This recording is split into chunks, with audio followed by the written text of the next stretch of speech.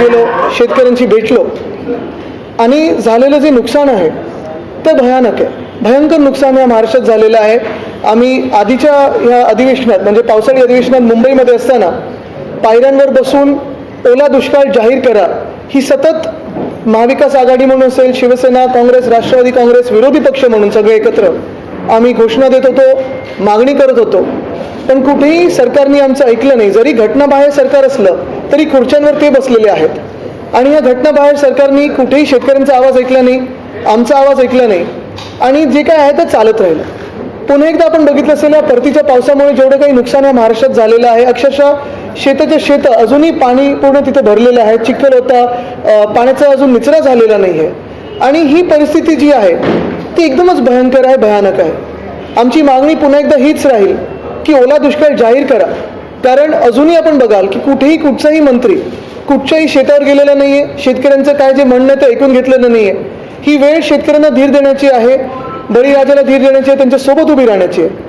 आपण बघत असाल की शेतकरी आत्महत्या ह्या महाराष्ट्रात वाढत चालल्या आहेत गेल्या 2-3 महिन्यांमध्ये आणि तरी देखील ह्या घटनेची अजून देखील या कायद्याबाह्य सरकारने नोंद घेतलेली नाही आहे. हे अतिशय दुर्दैवी आहे. एका बाजूला शेतकऱ्यांचे एवढे हाल होत असताना दुसऱ्याच बाजूला आपण मला वाटतं परवाकडेच संध्याकाळी ही बातमी आली की जो प्रकल्प आम्ही पहिल्यांदा वेदांता फॉक्सकॉनबद्दल बोलल्यानंतर सांगितलं होतं की आता एअरबस टाटाच्या तरी मागे लागा, तो प्रकल्प तरी महाराष्ट्रात आणा. कारण एका बाजूला आपण बघतोय की शेतीचं खूप मोठं नुकसान होत आहे, कृषी जो सेक्टर आहे त्याचं नुकसान होत आहे.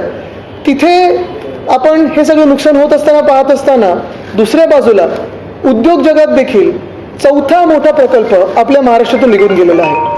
पहिला प्रकल्प होता वेदांता फॉक्सकॉनचा. तो प्रकल्प अक्षरशः म्हणजे जुलैपर्यंत जे घटनाबाह्य मुख्यमंत्री आहेत त्यांनी हाऊसमध्ये सांगितलं की वेदांता फॉक्सकॉन ह्या महाराष्ट्रामध्येच येणार आहे. ऑगस्टपर्यंत त्यांच्या बैठका चालल्या, सप्टेंबरच्या पहिल्या आठवड्यात देखील त्यांच्या बैठका झाल्या आणि सप्टेंबरमध्ये हा प्रकल्प गुजरातला निघून गेला. दुसरा म्हणजे bulk drug park. Bulk drug park देखील मी अनेकदा सांगितलेलं आहे की आपल्याकडे 394 फार्मसी कॉलेजेस असून आपण ड्रग प्रोडक्शनमध्ये म्हणजे फार्मसी प्रोडक्शनमध्ये हायेस्ट असून वॅक्सिन प्रोडक्शनमध्ये मला वाटतं देशात हायेस्ट असून देखील बल्क ड्रग पार्क हे 4 अन्य राज्यांना दिले गेले पण महाराष्ट्रात काही हे आणू शकलं नाही. तिसरं होतं मेडिकल डिव्हाइस पार्क. आता बघा तुम्ही वेदांता फॉक्सकॉन आम्ही पुणे जिल्ह्यात आणणार होतो, बल्क ड्रग पार्क हा रायगड जिल्ह्यात येणार होता, मेडिकल डिव्हाइस पार्क हे ऑरिक सिटीसाठी आम्ही करणार होतो जिथे संभाजीनगर जिल्ह्यात येणार होता. तिथे देखील अशीच मोठी गुंतवणूक आली असती आणि अनेक क्लस्टर इंडस्ट्रीज त्याच्यासोबत आल्या असत्या. आता चौथा जो आम्ही जुलैपासून आरडाओरडा करतो याच्यावर ओरडत बसलेलो आहे की एअरबस टाटा तरी जाऊ देऊ नका, तो आज प्रकल्प आपल्या हातातून गेलेला आहे. दुःख ह्या गोष्टीचं होतं की ठीक आहे, अनेक राज्य ह्याच्यात स्वतःची पिच करत असतात, स्वतःची काही म्हणणं असतं ते म्हणत असतात, ह्या कंपनीच्या मागे जातात, कंपनीसोबत चर्चा करतात, करार करतात आणि तिथे त्या त्या राज्यांमध्ये तो प्रकल्प घेऊन जातात. पण एक ह्याच्यातून बघायला मिळतं स्पष्टपणे की जेव्हा आपण डबल इंजिनचं सरकार बोलतो तेव्हा महाविकास आघाडीचं सरकार जेव्हा होतं तेव्हा केंद्र सरकारबरोबर आमचं डबल इंजिन हे परफेक्टली नीट चाललेलं. कदाचित हे घटनाबाह्य सरकार आल्यानंतर एक इंजिन हे फेल झालेलं आहे आणि म्हणून जी काही गुंतवणूक ह्या महाराष्ट्रात यायची होती ती गुंतवणूक इतर राज्यांमध्ये गेलेली आहे.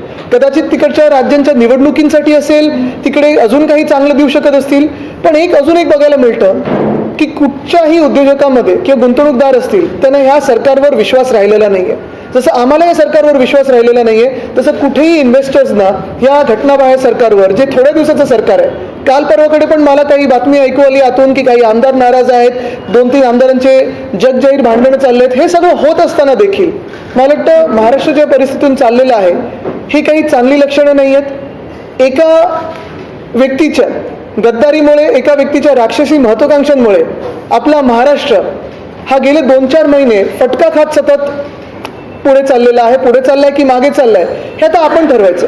पण कायदा सुव्यवस्था असेल, उद्योजक आणि त्यांचं जगत असेल किंवा शेती असेल, कुठेही लक्ष न देता राजकारण, घाणेरडं राजकारण ह्याच्यावर पूर्ण फोकस राहिलेला आहे आणि म्हणून आज निषेध करावा तेवढं कमीच आहे. पण मग हे सगळं होत असताना माझा एक थेट प्रश्न आहे की एका बाजूला शेतीचं नुकसान झालेलं आहे, कुठेही बांधावर आपले मंत्री दिसत नाहीयेत. परवाकडे दानवे साहेबांनी मी विचारत होतो शेतकरी बांधवांना की कृषी मंत्र्यांना बघितलंय का, कृषी मंत्र्यांचं नाव माहितीये का? कोणाला त्यांचं नाव माहिती नव्हतं, कोणी त्यांना बघितलं नाहीये.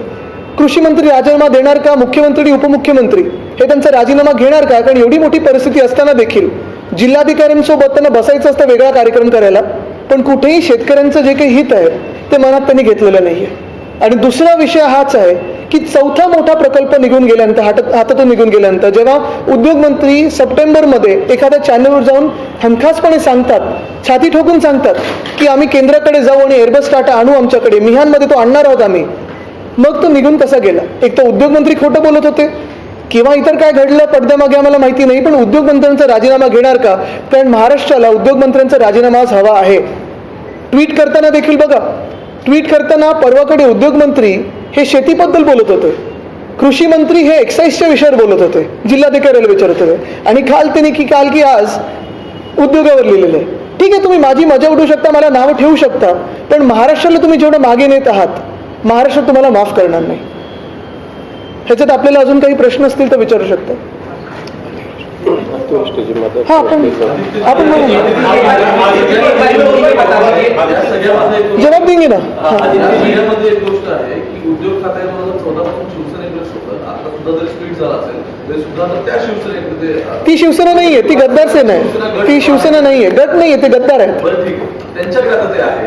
पण मग नक्की इतक्या वर्षात नक्की अशा कोणत्या आणि काय गोष्टी उद्योग खात्यात झाल्यात की त्या सगळ्याची परिणिती आता उद्योग बाहेर जाण्यामध्ये? आता हेच आहे ना, की आपण बघत असाल देसाई साहेब मला वाटतं 2014 पासून उद्योगमंत्री महोदय होते. देसाई साहेबांनी त्यावेळी देखील 2014 ते 19 आणि 19 नंतर देखील आपण बघितलं असेल कोविडच्या काळात, म्हणजे जून 2020 पासून साधारण ऑक्टोबर जून 2022 पर्यंत 6.5 लाख कोटीची गुंतवणूक आणू शकले. आम्ही जेव्हा दावोसला होतो तेव्हा देसाई साहेब, मी, नितीन राऊत साहेब, आम्ही तिघही तिथे असताना कदाचित पहिल्यांदा महाराष्ट्रात दावोसमधून 80,000 कोटीची गुंतवणूक आम्ही आणू शकलो. आणि मुख्य गोष्ट हीच आहे की केंद्र सरकार हेच होतं, तिथे देखील आमच्यासोबत केंद्र सरकारचं डेलिगेशन होतं. म्हणजे जर महाविकास आघाडी आणि केंद्र सरकार एकत्र काम करू शकत होते आणि महाराष्ट्रात गुंतवणूक आणू शकत होते, तर नक्की ह्यांचं इंजिन का फेल झालंय? ह्यांचं एकतर लक्ष नसेल अजूनही. म्हणजे एकतर वेदांता फॉक्सकॉनचा विषय घेतल्यानंतर माझी माहिती अशी आहे की अनेक स्थगिती दिलेले प्रस्ताव जे होते, जे कराराला स्थगिती दिलेली, ते त्यावेळी मंत्री महोदयांनी फटाफट क्लिअर करण्याचा प्रयत्न केला. पण अजूनही काही काही असे प्रस्ताव आहेत MIDC मध्ये येण्यासारखे, ज्यांना अजूनही काही लक्ष दिलेलं नाही. कारण लक्ष हे नुसतं राजकारणावर आहे, बाकी कशावरही नाही.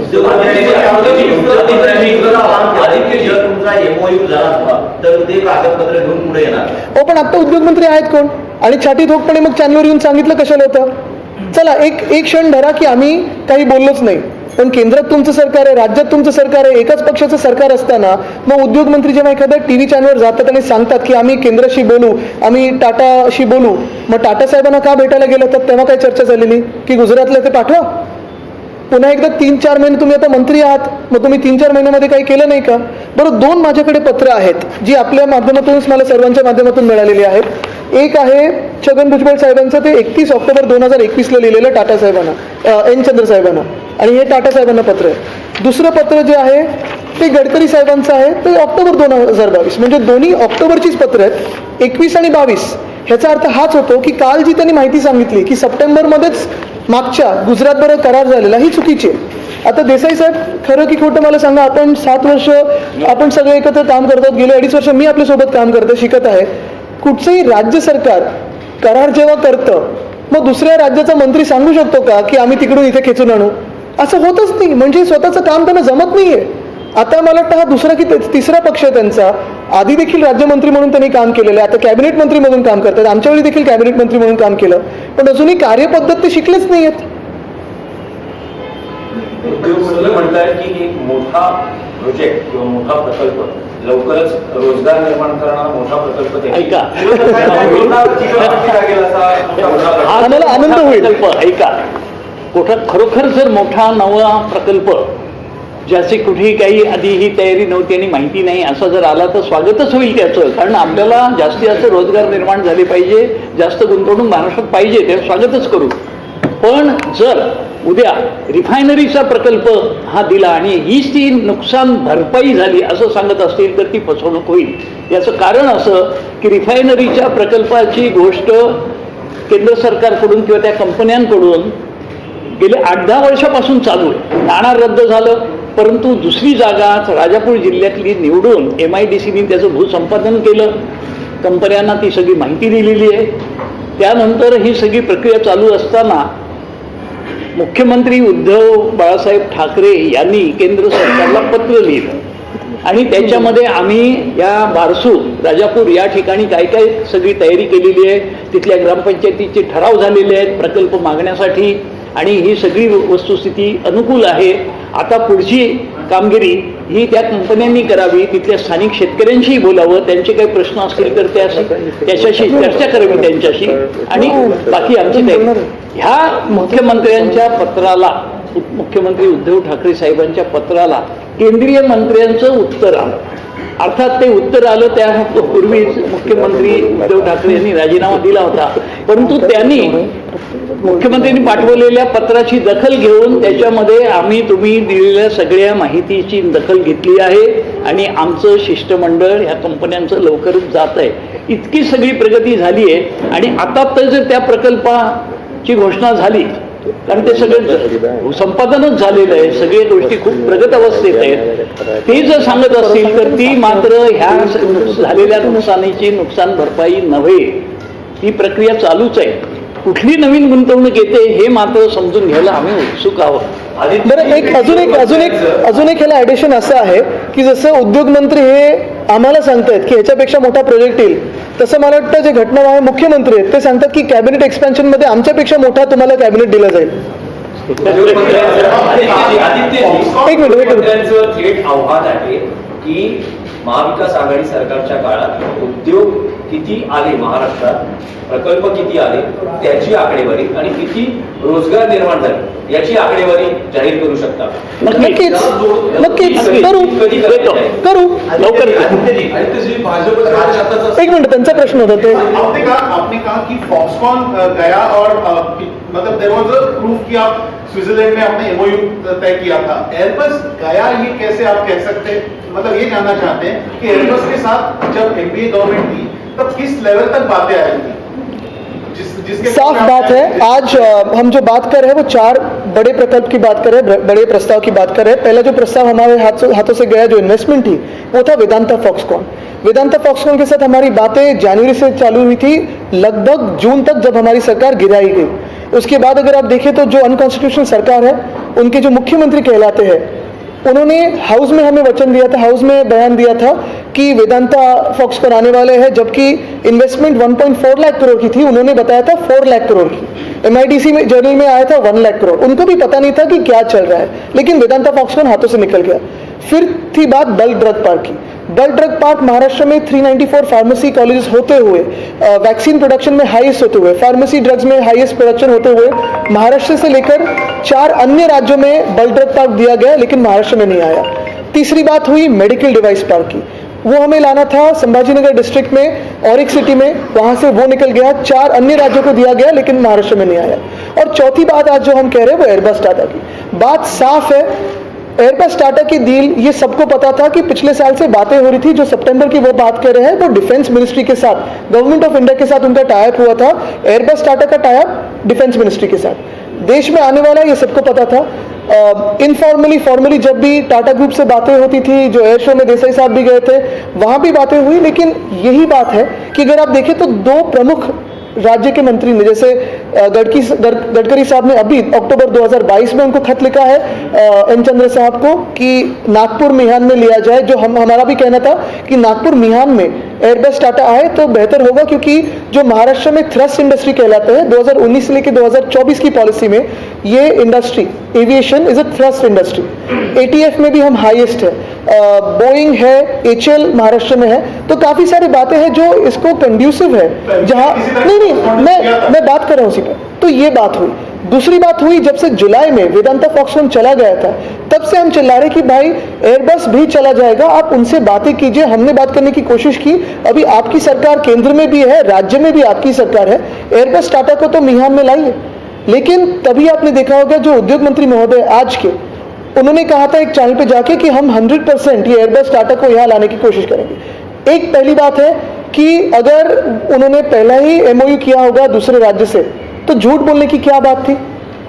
ये उनको पता नहीं था क्या? और अगर नहीं पता था तो इतने कॉन्फिडेंस से कैसे बात कर सकते हैं कि हमने लाया? चलो हमने कुछ नहीं किया होगा, आपने तो करना चाहिए था. डबल इंजन की सरकार में एक इंजन फेल कैसे हुई? और इतनी फेल हुई कि चारों प्रोजेक्ट हाथ से निकल गए. भाजपने असं मत मांडले आता की मागच्या 2.5 वर्षामध्ये हे प्रकल्प थांबवण्यासाठी काही लीगल डॉक्युमेंट झाले असतील किंवा काही लीगल थांबवण्यासाठी प्रयत्न झाले असतील तर ती कागदपत्र मग समोर आणली जातात. आता एक चांगलं झालं की पहिल्यांदा तो पक्ष बोललाय. दोन दिवस त्यांना गद्दारांना मार खायला ठेवलेलं प्रेसमध्ये. तर त्याच्यात पण हेतू काय बघा, विचार करा की खरोखर भाजप ह्या 40 लोकांच्या पाठीशी उभा आहे की त्यांना पण हे दाखवायचं की या 40 लोकांना काही प्रशासन जमत नाही. हे थोडा विचार करा. added pressure being mounted on CM Sarkar so that these projects go to rather early. Is that what your understanding is of the whole situation? What do you feel? What do you have? I think it's very open because like I said, in 48 hours is the first time that the BJP has responded to it. Most importantly, I will not go into the politics of it. What is happening is because of the monstrous ambition of one man who has led 40 others to defect, to do Gaddari. The state is suffering today. The state is suffering in the field of agriculture, the state is suffering in the field of women's safety, the state is suffering in the field of law and order, the state is suffering in the field of industries. It is one man's monstrous ambition that has led to the downfall of the state, and the state is watching this. आदित्यजी, भाजपची नेत्यांकडे महाविकास आघाडीच्या नेत्यांनी narco taste करा अशी मागणी केली जाते, कारण एअरबस आणि वेदांता हे दोन्ही प्रकल्प टक्केवारीमुळे गुजरातमध्ये गेले असं सांगतात. ठीक आहे ना, पण 4 महिने मग कोणाचं सरकार होतं? आमचं जर अजून एवढी वट असेल तर मग आम्हालाच बसू त्या खुर्चीमध्ये. आमची जर एवढी वट असेल पण ते वाटेल ते बोलायचं मनात येईल ते, त्यांना खरं सांगायचंय की तो जो 40 लोकांचा कंपू आहे त्यांचं करा. नक्कीच आहे, कारण अजूनही आपल्याला काल मला कोणीतरी सांगितलं की दिल्लीत मोठी चर्चा आहे, या सरकारचं किती स्थिर सरकार आहे ह्याच्यावर, अस्थिरतेवर चर्चा आहे. आणि महत्त्वाची गोष्ट हीच आहे की कुठच्याही उद्योजकाला विश्वास नाही आहे या सरकारवर आणि किती दिवस हे सरकार चालतं. खरं मी जर आज उपमुख्यमंत्री महोदय ज्या पोझिशनमध्ये आहेत असतो तर या सरकारमधून पाठिंबा काढून घेतला असता, कारण आपण बघतोय की ह्या सगळ्या गोंधळामध्ये त्यांचंही नाव खराब होतं आणि त्यांचं नाव खेचलं जातं. सलग तिसरा प्रोजेक्ट गुजरात पाठिंबा आहे, कारण त्याच्या पाठिंबा गुजरात निवडणूक मला वाटतं हे असू शकतं. पण मी तुम्हाला परत एक सांगतो, कुठच्याही दुसऱ्या राज्यात जाणं प्रकल्प मला त्याचं दुःख नाहीये, कुठेही जाऊ द्या. जेव्हा मी डॅवोसला होतो तेव्हा पण माझे इंटरव्ह्यू बघा, 6 की 7 आम्ही राज्य होतो तिथे. आंध्र होतं, तेलंगणा होतं, कर्नाटक होतं, मध्य प्रदेश होतं आणि केंद्र सरकारचं पण डेलिगेशन होतं. मी हेच सांगत होतो की प्रत्येक रुपया जो आपल्या देशात येतो, प्रत्येक इन्व्हेस्टमेंट जी आपल्या देशात येते ही महत्त्वाची आहे, कारण प्रत्येक राज्याला तेवढाच अधिकार आहे पुढे जाण्याचा. पण वाईट ह्या गोष्टीचं वाटतं की आपलं राज्य काहीच करत नाही आहे गुंतवणूक आपल्या राज्यात आणण्यासाठी. आता तुम्ही बघा, शिवराज चव्हाण साहेब पुण्यात येऊन गेले, तिथे गुंतवणूकदारांशी चर्चा केली, उद्योजकांशी चर्चा केली. मी त्यांचं कौतुक करतो की मुख्यमंत्री म्हणून दुसऱ्या राज्यात जाऊन आमच्या राज्यात काय आणू शकतात हे त्यांनी विचार केला. नवीन पटनायक साहेब आपल्या राज्यात आले, त्यांनी चर्चा केली, त्यांनी इथे इन्व्हेस्ट इन ओडिशाचा स्टॉल लावलेला. त्यांचं कौतुक करतो, कारण दुसरा मुख्यमंत्री आपल्या राज्यात येऊन, मला वाटतं गेहलोत साहेबांनी पण तसं केलेलं आहे. हे सगळं होत असताना आमचे मुख्यमंत्री कुठे जात आहेत? दहीहंडी बघायला, मंडळ फिरायला, घरी कोणाचं तरी जायचं, तो गद्दारी करतो का मग शाल घालायची. हे किती वेळ चालणार अजून? हे कुठेतरी लाज वाटायला पाहिजे ना. आम्हाला तरी लाज वाटायला लागले की अरे आमचे मुख्यमंत्री नक्की करतायत काय? घटनाबाह्य जरी असले तरी आता खुर्ची त्यांच्याकडे पकडून बसलेत खुर्चीला.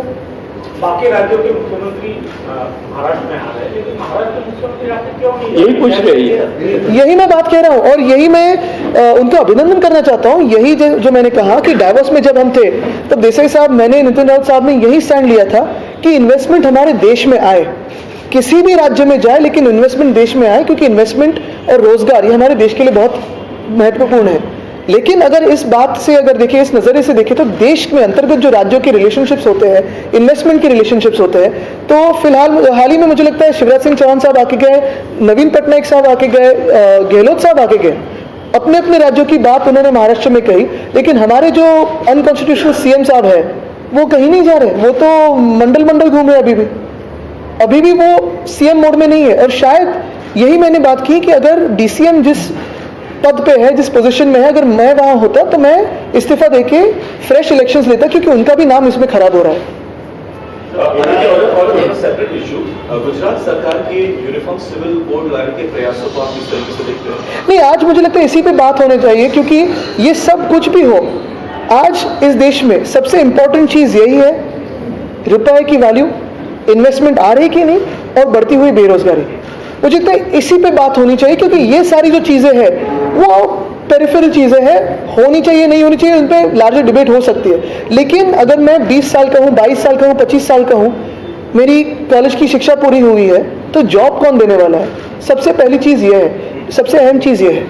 So, on this very issue, do you feel the Tatas had lost their interest long back because of the political instability in Maharashtra? The sitting ministers who are being arrested, perhaps the Tatas realize there's a tug of war going on between the center and the state. I think if you realize from July 2022 onwards, after the Gaddar Sarkar has been sworn in, largely what has happened is everyone has lost faith in the stability of this government. Nobody knows who's running the government, nobody knows who's in charge of the government, nobody knows who's taking the shots. Everyone feels it's a chaotic situation, and therefore no investor is looking towards Maharashtra today.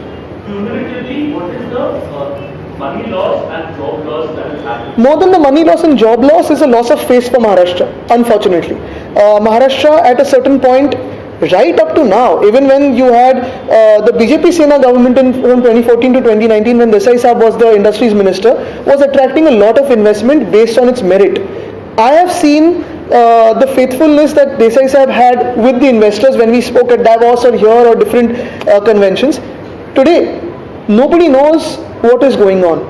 And it's a loss of face for us, it's a loss of pride for us, and loss of opportunity. Even today, there are lakhs of people who come to Maharashtra, come to Mumbai, come to Pune, come to Nagpur, from across the country, from different states of the country, in search of jobs and looking for their dreams. And they're missing out on that. Do you believe there is an attempt to move the financial center of the country from Mumbai to... See, that is all a larger debate. My biggest point is, why is the unconstitutional government trying to be successful in dirty politics but failing at governance? Also, can you say certainly that if your government hypothetically would be in power today, projects like Vedanta and Airbus would be in Maharashtra, and you would I would love to imagine that hypothetically. I normally don't go into hypothetical situations, but having said that, we have done everything we can right up to June 2022. There was a certain sense of stability, there was a certain sense of faith in the industries minister, and looking at the track record from 2019 November to 2022 June, 6.5 lakh crores in the time of COVID is not a very bad number at all. आदित्यजी, एका बाजूला रोजगार निर्मिती प्रकल्प यावरून महाराष्ट्रात आणि देशातही सगळं वातावरण ढवळून निघालंय. अशातच देशातल्या चलनी नोटेंवर कोणाचे फोटो असावे यावरूनही वाद सुरू झालाय. त्यावर तुमचं मत? नाही, माझं मत घेण्यापेक्षा केंद्र सरकारचं मत आपण घ्यावं. भाजपचं मत त्याच्यावर काय, कारण निर्णय त्यांच्याकडे. आणि अजून एक तुम्हाला सांगतो, ठीक आहे, एक हिंदुत्वाचा जर विषय घ्यायचा असेल तर काल मी एकविरा देवीचं दर्शनाला गेलेलो आणि अनेक मंदिरांसाठी आम्ही जी कामं सुरू केलेली, मग डागडुजीची असतील, आजूबाजूच्या सुशोभीकरणाची असतील, तसंच एकविरा देवीच्या मंदिराला तिथे गेल्यानंतर आमचं अनेक वर्षाचं स्वप्न होतं, उद्धव साहेबांचं, माझं देखील, की तिकडे चढून जाणाऱ्या ज्या पायऱ्या आहेत त्या नीट कराव्यात. फनिक्युलर ट्रेन, त्याचं आम्ही टेंडर स्टेजपर्यंत आणलेलं. काल परवाकडेच मला कळलं की त्याला देखील स्थगिती दिलेली आहे. म्हणजे मंदिरांच्या कामांना स्थगिती देणं हे कुठच्या हिंदुत्वात बसतं, कुठच्या विकास कामात बसतं, कुठच्या राजकारणात बसतं? इथं तर मी काही रोज जात नाही, पण अनेक लाखो भाविक जात असतात, ज्येष्ठ नागरिक जात असतात. त्यांच्यासाठी जी आम्ही कामं सुरू केलेली त्याला पण स्थगिती तुम्ही देता. हे कुठच्या हिंदुत्वाच्या परिभाषेत बसतं हे आपण मला सांगावं. तुम्ही म्हणताय की कृषी मंत्र्यांनी उद्योगमंत्र्यांनी राजीनामा द्यावा. आता अब्दुल सत्तार म्हणतायत की तुम्ही राजीनामा द्या, मी पण राजीनामा देतो, थेट आव्हान देतो. पण मी कशावर न देऊ? हीच परिस्थिती झाली. त्यांना माहितीच नाही रोज काय करायचं आणि रोज काय बोलायचं. त्यांना गुदगुली झाल्यासारखे हसत सुटलेत ते. नाही, ते उदय सामंतांना बोलले की कोणाला बोलले? अच्छा, नाही काय आहे की पुढच्या 5-6 दिवसात ते मुख्यमंत्र्यांना पण हेच बोलू शकतील. तिथे तशी परिस्थिती आता निर्माण होते, तुम्ही लक्षात घ्या. कारण तिथे एक व्हाईस कॅप्टन कोणतरी नवीन बनलेलं आहे. हे मी आता जास्ती बोलत नाही, ते आपल्याला गुपित माहिती आहे, ते मला माहिती नाही. पण एक महत्वाचं एक मिनिट ह्याच विषयानं एक अजून महत्वाचं आहे. जसं कृषी मंत्री ह्याच्याबद्दल बोलत आहेत, अतिवृष्टीचे देखील नुकसान भरपाई कुठेच दिलेली नाहीये. पंचनामे अनेक ठिकाणी झालेले आहेत. प्रस्ताव सरकारकडे दुसऱ्यांदा गेलेला आहे, पण पैसा 1 रुपयाचा सुद्धा आलेला नाहीये कलेक्टर्सकडे किंवा जी काही यंत्रणा असते त्याच्याकडे. आणि जिथे जिथे आम्ही दुसरीकडे गेलो तिथे पंचनामे पण झाले नाहीत. प्राथमिक सर्वेचे आदेश दिलेले आहेत, पण काय निकष लावणार, कशावरनं नुकसान भरपाई दिली जाणार, हा एक विषय झाला. तिसरी गोष्ट म्हणजे आमचे आमदार कैलाश पाटील हा 6वा दिवस आहे उपोषणाला बसलेले आहेत. त्याची देखील सारी दखल ह्या राज्य सरकारने घेतली नाहीये. दुर्दैव हेच आहे की जेव्हा एखादा लोकप्रतिनिधी मग कुठच्याही पक्षाचा असो आंदोलनाला बसतो, उपोषणाला बसतो, तेव्हा साधा तिकडचं कुठचाही लोकप्रतिनिधी असेल, मंत्री असेल, यांनी फोन करून विचारपूस करणं गरजेचं. उद्धव साहेबांनी मी रोज सांगतो की लढा मोठा आहे, ते करू नका, पण ते आता शेतकऱ्यांसाठी बसलेले आहेत. मला वाटतं दानवे साहेब तिथे जाणार आहेत, मी देखील लवकरच जाणार तिथे. पण आमच्यापेक्षा मला वाटतं कृषी मंत्री पोहोचून काय नक्की आहे किंवा सरकारने, कृषी मंत्र्यांकडून अपेक्षा पण नाही आहे, सरकारने दखल घेऊन हा प्रॉब्लेम तातडीने सोडवला पाहिजे. महाविकास आघाड़ी कुछ नेताओं जिसका आपका भी नाम आया था तो लेकर बना सिक्योरिटी लगाने की बात की जाए, क्या लगता है कि वाकई द्वेष की भावना से, क्योंकि जब सिक्योरिटी मुहैया कराया थी थ्रेट परसेप्शन होता है, चीफ सेक्रेटरी के सामने एक बैठक होती है, उसके ऐसा है बिना बैठक के बिना नहीं, कोई डिग्निटी की अपेक्षा भी नहीं है हमें. एक बात जानिए, लेकिन भास्कर जाधव साहब की सिक्योरिटी जब 11 बजे निकाली गई, 2 बजे उन पर हमला हुआ था. तो ऐसे कोई षड्यंत्र बनाया जा रहा है क्या, ये पहली बात है, क्योंकि लॉ एंड ऑर्डर सिचुएशन इस राज्य में बहुत ही खराब होते जा रही है. यहीं जहां हम बैठे, वहां के जो स्थानिक गद्दार है, आमदार, उन्होंने पुलिस स्टेशन में गोलियां चलाई थी, अभी तक उस पर कोई कार्रवाई नहीं हुई है. ये बात है. और दूसरी बात, ठीक है हमारी सिक्योरिटी ले लो, लेकिन युवाओं की जो जॉब सिक्योरिटी है वो तो दे दो. सर मराठीमध्ये महाराष्ट्रातल्या अनेक नेत्यांची सिक्युरिटी कमी केली जाते, परंतु नार्वेकरांची सिक्युरिटी वाढवली त्यामध्ये कुठचे स्पीकर की आमचे? नाही, एक महत्त्वाचं आपण बघा, सिक्युरिटी कमी करणं वगैरे हे सरकारच्या हातात असतात, तर त्याच्यात राजकीय काही विषय वगैरे का, हा वेगळा विषय झाला. भास्कर जाधव साहेबांवर हमला जेव्हा झाला तेव्हा 11 वाजता त्यांची सिक्युरिटी काढली आणि 2 वाजता अटॅक झालेला. असं काही षड्यंत्र ह्या इतर नेत्यांसाठी होत आहे का? कारण कायदा सुव्यवस्था परिस्थिती अशी आहे की ज्या माहीम दादरमध्ये आपण बसलो आहोत, इकडच्या स्थानिक गद्दारांनी पोलीस स्टेशनमध्ये गोळ्या चालवून अजून कारवाई झाली नाही. त्यांना आता मंत्रीपद पाहिजे, तर ठीक आहे एक्सपेन्शन जेव्हा होईल तेव्हा होईल, अजून काही चिन्ह दिसत नाही त्याचं. दुसरी गोष्ट ही आहे, सिक्युरिटी काढून घ्या, पण तरुणांच्या जॉब सिक्युरिटीबद्दल कोणी बोलत नाहीये, तो महत्त्वाचा विषय झालेला. आणि काही ठाकरे गटातले नेते पुन्हा एकदा लढांवर येत आहेत का किरीट सोमय्या यांच्या, कारण किरीट सोमय्या यांनी आता पुन्हा एकदा आरोप करायला सुरुवात केली आहे. माजी महापौर किशोरी पेडणेकर यांना चौकशीसाठी सुद्धा बोलवण्यात आलंय. काय स्ट्रॅटेजी? आता गेल्या 3 महिन्यातलं तुम्हाला राजकारण कळलेलं आहे, पण मला वाटतं आजचा महत्त्वाचा विषय हाच आहे की शेतकरी हे त्रस्त आहेत, त्यांना मदत पोचलेली नाहीये. आमचे आमदार कैलास पाटील 6व्या दिवसावर बसलेले आहेत आज, तरी त्यांच्याकडे कोणी दखल घेतलेली नाही. शेतकरी बिचारे एवढे त्रस्त आहेत, काल आम्ही तिथे जाऊन फिरत होतो, अक्षरशः कोणी त्यांच्याकडे बघायला गेलेलं नाही बांधावर. हा दुसरा विषय. तिसरा विषय ह्याच्यात अजून महत्त्वाचा आहे की कदाचित आम्ही फिरायला लागल्यानंतर आता मुख्यमंत्री उपमुख्यमंत्री परत घराघरा फिरायला सुरू होतील, महाराष्ट्रात बांधावर जातील. पण जे मला शेतकऱ्यांनी सांगितलं की साहेब, जोपर्यंत आम्हाला हातात मदत येत नाही आम्ही यांच्यावर विश्वास ठेवणार नाही, आम्ही त्यांना विचारणार आहे देता की जाता. कारण घोषणा अनेक झालेल्या आहेत. आपल्या आठवत असेल जून जुलैमध्ये दहीहंडीसाठी पण घोषणा झालेली की खेळाचा दर्जा देऊ, इन्शुरन्स देऊ, अशा अनेक घोषणा झालेल्या आहेत, पण घोषणावर कुठेही अंमलबजावणी झाली नाहीये. हातात जो पण मदत येत नाही तोपर्यंत शेतकरी हा शांतता बसणारच नाही, तरी विश्वास पण ठेवणार नाही. दुसऱ्या बाजूला जसं मी सांगितलं की उद्योजकांमध्ये देखील एक वेगळं वातावरण आहे. महाराष्ट्रात कोणाला यायचं नाहीये, कारण कायदा सुव्यवस्थेचे जे प्रश्न असतील किंवा राजकीय अस्थिरतेचे प्रश्न असतील, हे कुठेही चांगलं चिन्ह नाही महाराष्ट्रासाठी. मला वाटतं हेच मी सतत सांगत आहे की पुन्हा एकदा जर निवडणुका घेतल्या तर स्थिर सरकार येईल आणि